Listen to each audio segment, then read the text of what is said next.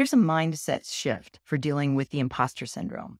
We all find ourselves being held hostage periodically by the imposter syndrome.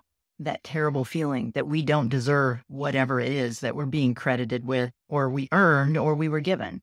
And yes, really, all of us, no matter how successful we look on the outside, everyone encounters the imposter syndrome, especially people who are very successful. And the imposter syndrome feels really icky. When it's left unchecked, it can actually make us feel guilty and shameful and bring along with it a lot of anxiety. The imposter syndrome is actually a very pernicious mindset to get out of. And if we're not careful, we can incorporate it into our identity, believing that we are at our core an imposter. And that is never true. And actually, as a mental health tip, don't do that. Don't go there. So here's a mindset shift that can help you step out of the imposter syndrome. Start by reframing your imposter feelings as the reaction you have to being in your stretch zone.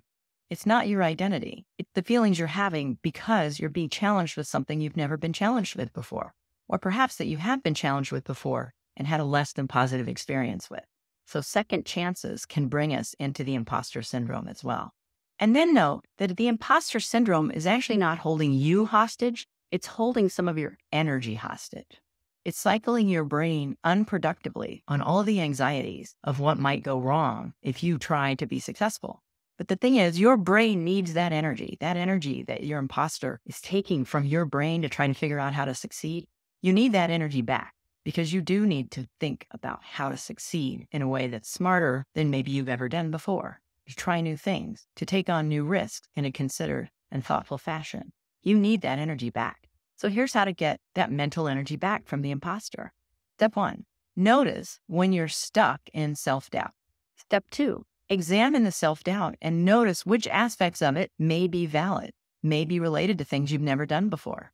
But also notice which aspects of your self-doubt are not warranted or not validated, but are still sapping your strength. And channel your energy into growing and experimenting with respect to the things that you really do have to learn and not worrying about things that you already know how to do. And here's 2 other tips. When your mind slips back into some anxiety about what might go wrong, let yourself be okay with that. Let yourself be okay with the fact that you are learning and you're growing and you may not succeed, but any failure or lack of success, you will commit to turning into a growth experience. You will learn what went wrong and overcome it and find a way to succeed.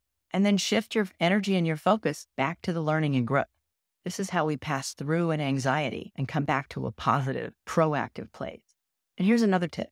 When people give you a compliment and you're tempted to just push it away and say, oh, no, I don't deserve that compliment, don't do that. Actually accept their compliment and their praise. And if you even have to pretend that it's true, do anything you have to do to have the good feeling that you can get if you truly believed that their compliments were valid. That good feeling will fuel your effort to keep growing and keep learning, even through the discomfort of being in your stretch zone.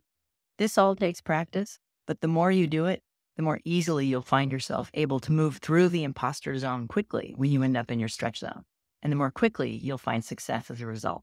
What strategies do you use to deal with the imposter?